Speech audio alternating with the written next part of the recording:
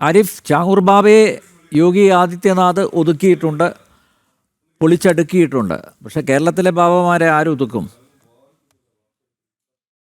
നമ്മൾ ഇതിനെ മനസ്സിലാക്കേണ്ടത് ഒരു ആഗോള ഒരു ക്യാൻവാസിലേക്ക് കൊണ്ടുപോയിട്ട് വേണം എന്നാണ് അവസാനമായിട്ട് എനിക്ക് അതിൽ പറഞ്ഞു വെക്കാനുള്ളത്. കാരണം ഇതൊരു വലിയ പ്രശ്നമാണെന്ന് നമ്മൾ തിരിച്ചറിഞ്ഞിട്ടുണ്ടെങ്കിൽ ഇത് ഏതെങ്കിലും ഒരു യു പിയിലെ ഏതെങ്കിലും ഒരു കുഗ്രാമത്തിലോ അതല്ലെങ്കിൽ മറ്റേതെങ്കിലും ഒരു സ്ഥലത്ത് ഏതെങ്കിലും ഒരു പോക്കറ്റിൽ മാത്രം അല്ലെങ്കിൽ ഇന്ത്യയിൽ മാത്രം നിലനിൽക്കുന്ന കാര്യമല്ല. ആഗോളതലത്തിൽ തന്നെ ഇതൊരു വലിയ ഒരു പ്രശ്നമായിട്ട് നിലനിൽക്കുന്ന സംഗതിയാണ്. ഇപ്പം നമുക്കറിയാം യു കെയിലൊക്കെ കേട്ടിട്ടുള്ള ഈ ഗ്രൂമിങ് ഗ്യാങ് എന്നൊക്കെ വിളിച്ചുകൊണ്ട് നമ്മൾ വലിയ തോതിൽ ചർച്ച ചെയ്തിട്ടുള്ളൊരു മറ്റൊരു വിഷയത്തെക്കുറിച്ച് നിങ്ങൾ കേട്ടിട്ടുണ്ടാവും. എന്ന് പറഞ്ഞ മാതിരി ഈ ദാവ ഗ്യാങ്ങും അതുപോലുള്ള ആളുകളൊക്കെ ഇതേപോലെ കാര്യങ്ങൾ ചെയ്തു വെച്ചിട്ട് വലിയ കുഴപ്പമുണ്ടാക്കിയത് ആഗോളതലത്തിൽ തന്നെ വലിയ ചർച്ചയായിക്കൊണ്ടിരിക്കുന്ന ഒരു കാലഘട്ടത്തിലാണ് നമ്മൾ ജീവിക്കുന്നത്. അപ്പോൾ അത് അവിടെ ഒരു വിഷയമുണ്ട്. ഇനി ഇതിനെ അഡ്രസ്സ് ചെയ്യുന്ന കാര്യത്തിൽ നമ്മൾ എടുക്കേണ്ട ഒരു മാതൃക എന്ന് പറയുന്നത് വീണ്ടും അത് UAE അതുപോലെയുള്ള രാജ്യങ്ങൾ തന്നെ, പ്രധാനമായിട്ട് UAE തന്നെയാണ് അതിനകത്തേക്ക് വരിക. ഇത്തരം ആളുകളോട് സീറോ ടോളറൻസ്, അതാണ് അതിൽ നമ്മൾ കാണിക്കേണ്ടത്. കാരണം ഇതൊരു നമ്മളുടെ സമൂഹത്തിലുണ്ടാക്കുന്ന ഒരു വലിയൊരു വിഘടനവാദത്തിൻ്റെ ഒരു വിഭാഗീയതയുടെ ഒരു വലിയൊരു പ്രശ്നമായിട്ടാണ് ഇതിനെ കണ്ട് അതിന് മുളയിലേ നുള്ളേണ്ടത് ഒരു ബാധ്യതയാണ്. ഇവിടെ നമുക്കത് സാധിച്ചില്ല എന്നത് തന്നെയാണ് വലിയ മന്ദിരങ്ങൾ, മൾട്ടി മില്യൺ മാൻഷൻസ് അവിടെ കെട്ടിപ്പൊക്കിയതിൻ്റെ കഥയും അത് JCB വെച്ച് പൊളിക്കുന്നതിനെ കുറിച്ച് നമ്മൾ പറയേണ്ടി വന്നിട്ടുണ്ടെങ്കിൽ അത് കാണിക്കുന്നത് വളരെ വൈകിപ്പോയി എന്നുള്ളതാണ്. അപ്പോൾ ഇനിയും അതേപോലുള്ള കെട്ടിപ്പൊക്കാനുള്ള സാധ്യതകൾ നമ്മൾ മുൻകൂട്ടി കണ്ട് ഇത് മുളയിലേ നുള്ളണം എന്നുള്ളതാണ്. ആ ഒരു പെർസ്പെക്റ്റീവിൽ നോക്കുമ്പോഴാണ് പോപ്പുലർ ഫ്രണ്ടിൻ്റെ നിരോധനമൊക്കെ അതിലേക്ക് എത്തുന്നത്. ഇപ്പോൾ നമ്മളുടെ മഞ്ചേരിയിലുള്ള സത്യസരണി പോലെയുള്ള സംവിധാനങ്ങളൊക്കെ ഓപ്പറേറ്റ് ചെയ്തിരുന്നതിൻ്റെ പ്രശ്നങ്ങൾ നമ്മൾ ചൂണ്ടിക്കാണിച്ചതും അതിനെക്കുറിച്ച് നമ്മളിപ്പോൾ പറയുന്നതൊക്കെ ആ ഒരു അടിസ്ഥാനത്തിലാണ്. അപ്പോൾ ഇത് ഒരു വലിയ പ്രശ്നമാണ്, ആഗോള പ്രശ്നമാണ്. കേരളത്തിലും ഇന്ത്യയിലും ഒക്കെ ഇത് കണ്ടിട്ടുള്ളതാണ്. ഇതിൽ ഈ ഒരു ടിപ്പർ ഇഫക്റ്റ് ആയി ഇത് പോകരുത്. ഇങ്ങനെ എന്തെങ്കിലും കാണുമ്പോൾ കുറച്ച് നാൾ ഇത് ചർച്ച ചെയ്യും, പിന്നെ അതങ്ങ് മറക്കും. അത് അങ്ങനെ ആകാൻ പാടില്ല. ഇതൊരു ലോങ് ടേമിൽ നമ്മൾ ഇനിയിപ്പോൾ ഏറ്റവും കൂടുതൽ ചർച്ച ചെയ്യാൻ പോകുന്നൊരു സംഗതി സാമ്പത്തികമായിട്ടുള്ള മറ്റ് ഈ ഇക്കണോമിക് റിഫോംസിനെ കുറിച്ചുള്ള ചർച്ചകൾ ഒരു വശത്ത് നടക്കുമ്പോൾ തന്നെ മറ്റൊരു വശത്ത് സംസാരിക്കാൻ പോകുന്ന ഏറ്റവും പ്രധാനപ്പെട്ട വിഷയം എന്ന് പറയുന്നത് ടെററിസമാണ്. അതിൽ ഒന്നാമത്തെ ടെററിസം എന്ന് പറയുന്നത് ഇസ്ലാമിക് ടെററിസം ആയിരിക്കും. അതിൽ ഇതെല്ലാം കണക്ട് ചെയ്തുകൊണ്ട് തന്നെ നമുക്ക് പറയേണ്ടി വരും. അപ്പോൾ അതിലേക്ക് വഴിവെക്കുന്ന പ്രധാനപ്പെട്ട വഴികളുണ്ട്. അതിലൊരു വഴിയാണ് ഈ പറയുന്ന കൺവേർഷൻ ജിഹാദ് എന്ന് പറയുന്നത്.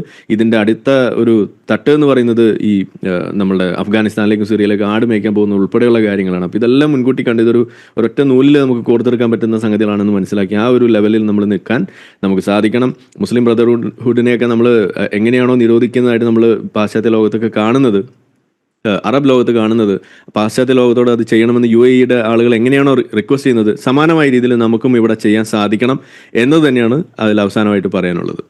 ഓക്കെ, വാണിമേൽ സമയമില്ല, ഒരു മിനിറ്റ് പെട്ടെന്ന് പറഞ്ഞ് അവസാനിപ്പിക്കാം. ആദ്യമായിട്ട് ബാബുജി, ഞാനൊരു തീവ്ര മുസ്ലിമല്ല, ഞാൻ യഥാർത്ഥ മുസ്ലിമാണ്, വെള്ളം ചേർക്കാത്ത മുസ്ലിമാണ്. രണ്ടാമത്തെ അനിൽജി, നിങ്ങൾ ചെയ്ത് ശരിയാണ്. നിങ്ങള് ബാബുജിക്ക് ഒരു അവസരം കൊടുത്തു. ലാസ്റ്റ് സമയമാണിപ്പോ, എനിക്ക് പറയാൻ സമയമില്ല. ഒന്ന് മനസ്സിലാക്കും, ചുരുക്കത്തിൽ വ്യക്തമായി പറയാം. ഒന്ന്, ഖുർആനിൽ ഒരു ചെറിയൊരു അക്ഷരം പോലും കാലത്തിന് യോജിക്കാതായിട്ടില്ല. അതായത് പ്രവാചകന് ശേഷം യുദ്ധമില്ല, പ്രവാചകന് ശേഷം ദൈവിക ഗ്രന്ഥമില്ല, അതിനുശേഷമുള്ളത് സർഗാത്മകമായ ഇസ്ലാമിക പ്രബോധനങ്ങൾ അത് നടന്നുകൊണ്ടിരിക്കുന്നു. അതിനെതിരെ ആര് വന്നാലും അത് സ്വീകാര്യമില്ല. ഖുർആനിൽ മനുഷ്യന്റേതായ ഒരു കൈകടത്തലും ഇല്ല, ഉണ്ടാവുകയുമില്ല. രണ്ടാമത്തെ വിഷയം എന്താ ചോദിച്ചാല്, ഇവിടെ കുറെ കാര്യം പറഞ്ഞു. മുസ്ലിം ലീഗ് കേരളത്തിൽ നടത്തിയ മതേതരത്വത്തിന്റെ സംവിധാനം ഉറപ്പിക്കാൻ നടത്തിയ പ്രകടനങ്ങൾ, അതേപോലെ പ്രസ്താവന എന്നാണ് ചരിത്രത്തിൽ തുലികക്ക്. ഞാൻ പറയാം, നിങ്ങൾ സംവാദം വെച്ചോളൂ. അതിന് വേണ്ടിയിട്ട് എല്ലാ ഘട്ടങ്ങളും മുസ്ലിം ലീഗാണ് തുടക്കത്തിൽ ചെയ്യാറ്. ഏതെല്ലാം ചോദിച്ചല്ലോ, ഇവിടെ ഓരോ ഘട്ടങ്ങളിലും തിരുവനന്തപുരത്ത് സംവാദം സംഘടിപ്പിക്കാം. ആരിഫ് ഹുസൈനെ വിളിക്കാം, നമുക്ക് RV ബാബുവിനെ വിളിക്കാം, താങ്കളും പങ്കെടുക്കണം. സമയപരിമിതി കൊണ്ട് ഞാൻ ഇടപെടുകയാണ്. ദയവേത് ക്ഷമിക്കുക.